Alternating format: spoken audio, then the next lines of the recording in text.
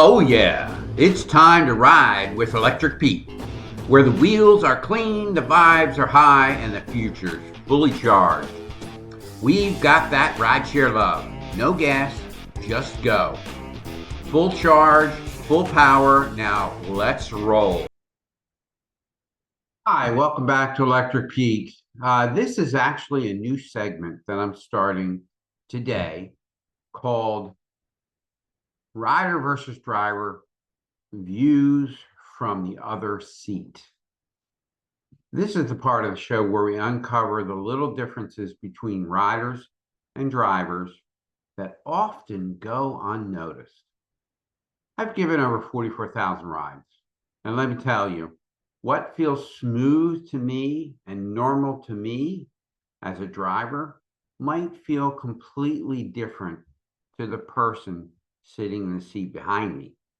Sometimes it takes a moment like a rider asking me to stop the car because they feel sick, or a moment like even my own daughter telling me that the Tesla's acceleration just was making her queasy. For me to realize these moments made me realize how differently we all experience the same ride.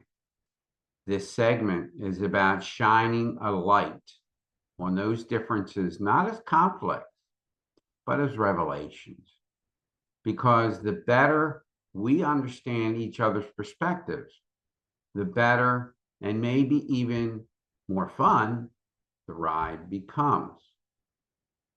Now, what I want to do is explain. I'm going to first record the driver insights to 5 questions, and then record rider insights to 5 questions. Those 5 questions are going to be a little different from drivers to riders, but question 1 will correlate with question 1, 2, 3, 4, and 5. And I'm going to then put them together so you can see the differences in the viewpoints between riders and drivers and riders. So let's jump in. This is riders versus drivers, views from the other seat. And today we're talking about braking and acceleration. Well, now, since I don't have any driver responses yet to my questions on acceleration and braking, I thought I'd give my take on all those questions. So the first question is, what is your personal approach to braking and acceleration when you have a passenger in the car? So the first thing, when I have a passenger in the car, even when I don't have a passenger in a car, I really try to stay, the biggest thing to me is turning and braking. Now, as a driver,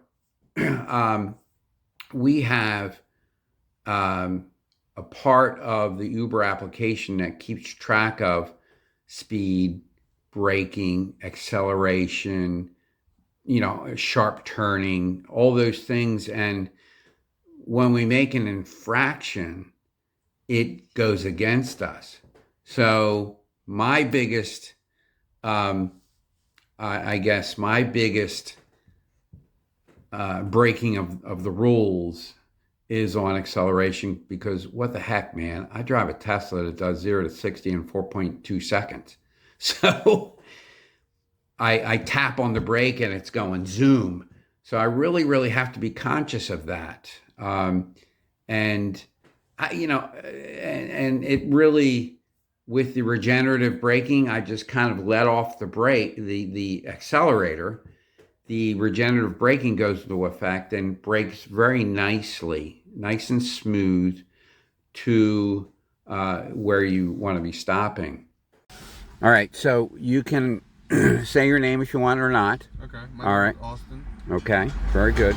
And so What we're doing here, this is the inaugural episode of In the Back Seat with Electric Pete. Now, can you remember a ride where the braking or acceleration really stood out to you, for better or worse? No, not that I can recall, no. No? Okay. All right. I mean, once I remember going to the airport. I guess it's a Mazda, and it's a gas car definitely. And the driver was moving in a harsh way, Mm-hmm. and all of a sudden, I guess it's a turn. I guess, and he made a hard stop on the over the turn, Mm-hmm. and I was literally stuck to the seat in front. Oh my gosh. So, yeah, it was an experience. I just hit something, and I just need to go to the airport at the time.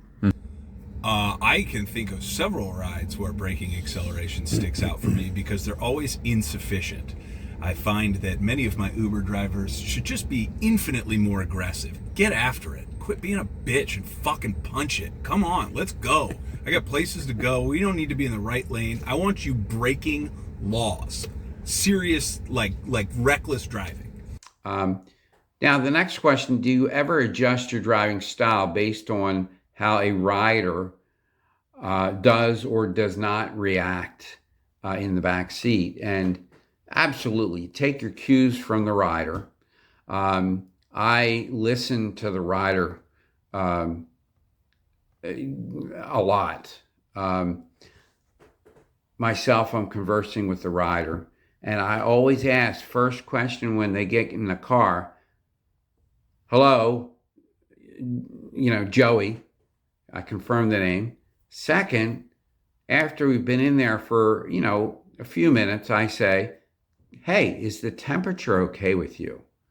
So those are the two initial things that you want to confirm, but also that's a way to kind of break the ice and tell if the rider is somebody who just wants a ride or is looking for conversation. What kind of driving makes you feel most comfortable as a passenger, especially when it comes to braking and speeding up? Like around turns, maybe like slower, Mhm. but for the most part, like just keep your eyes on the road. That's all I'm worried about when I'm in the passenger seat. Okay. But there's no like accelerating like fast, like no fast, like medium speed is like right at the speed limit. That's what I would say. Okay. Uh, I guess it's better to make sure that you have some distance in the front and making sure that the passenger in the back is comfortable when stopping the car, Mm-hmm. so that the entire car is stable and people will be happy with the stopping. Okay. Go faster than the moving traffic, then you never have to worry about what's behind you. You can just shoo. Love it. Then you All don't right. even have to brake too if you're really paying attention. It's about vision. You got to be looking 4 or 5 swerves ahead. Okay. All right. All right. The next thing is, have you ever gotten feedback, positive or negative, about your braking or acceleration?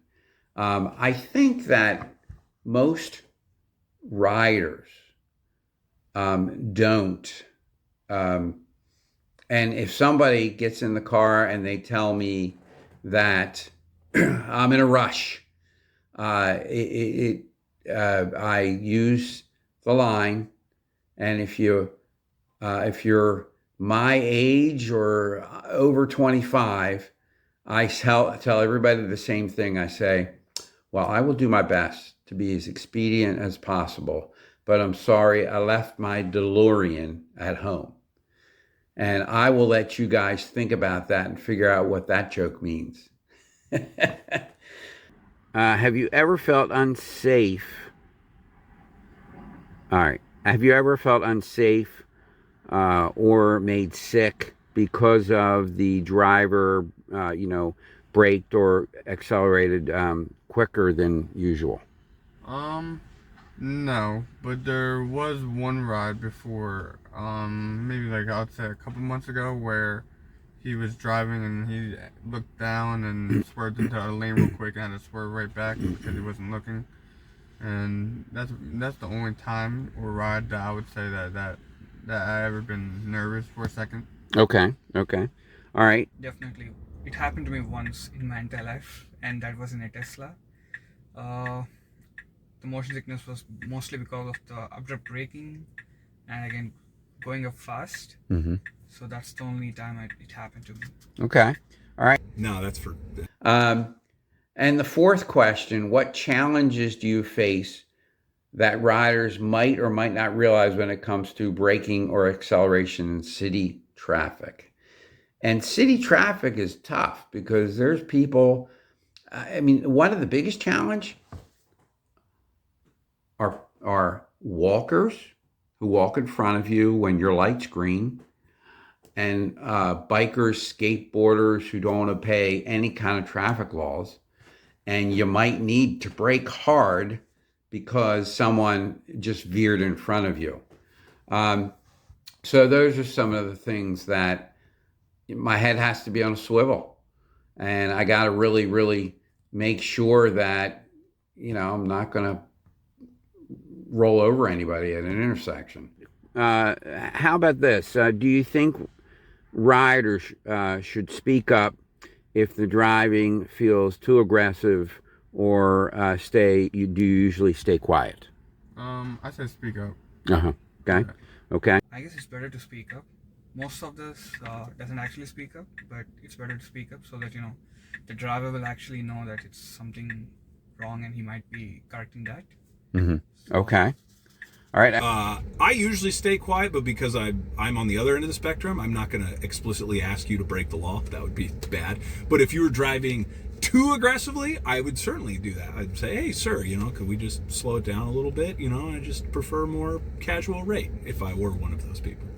Okay. Okay. But you got to communicate. Nobody can read your mind. Like Right. if you have a preference, and I think drivers should be, thick-skinned enough to say, like, they're not criticizing you or your skill or your comfort. It's just everybody has different preferences, and how the hell would you know what some random stranger wants? So let's communicate.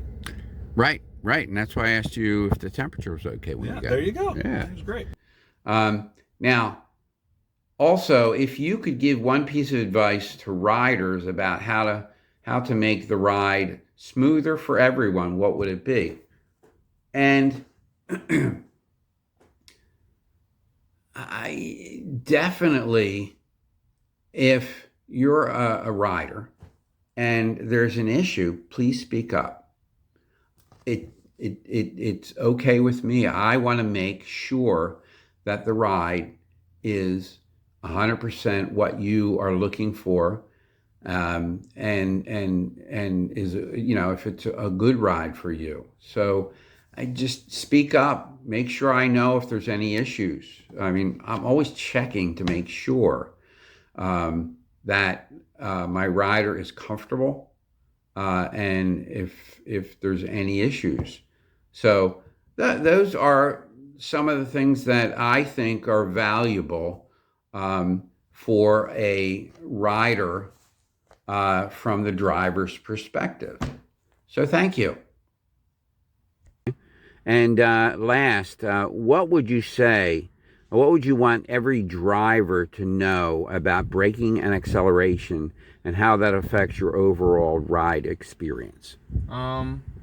Just feeling safe, and like we don't know the driver, so you want to feel safe even though you don't know him, but you want to put your trust in him to get you where you want to be safely.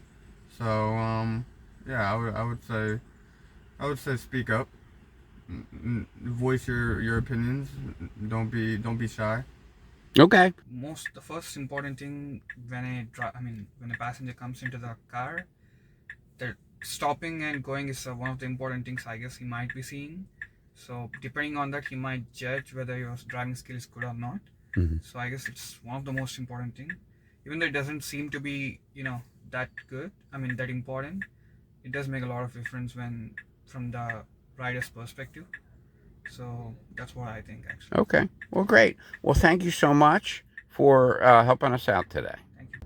We can't get there if we don't accelerate. Okay. That's all I'll say.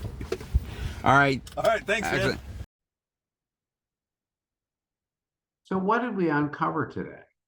Whether you're the one holding the wheel or the one buckled up in the back, the same road can feel completely like a completely different journey. The smooth braking, the fast takeoff, the quiet moments, the music choices, they all hit differently depending on where you sit.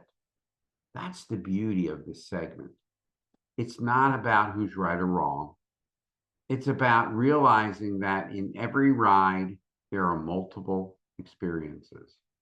And when we understand those differences, we become better drivers, better riders, and maybe even better people. So if you've got a story or perspective to share, I want to hear it. Find me on Instagram. I'm at Electric Pete Pod, or leave a message with my email at electricpetepod@gmail.com. And thanks so much for tuning in to Riders versus Drivers, Views from the Other Seat. I'm Electric Pete, and remember, every great ride is more than just a destination. It's a shared experience along the way. Thank you so much for tuning into Electric Pete. Remember, every rider has a story, and it's my job to share those stories with you. If you enjoy these conversations and want to help Electric Pete grow, especially to upgrade my video and audio gear, or even for even better episodes, please consider supporting the podcast. Your generosity truly makes a difference. Check in the show notes for how to do that. Don't forget to subscribe, rate, review, and share Electric Pete with your friends and your family. Find me on social media or reach out anytime at electricpetepod@gmail.com. Until next time, stay charged, stay positive, and keep your eyes on the road ahead. This is Electric Pete, signing off.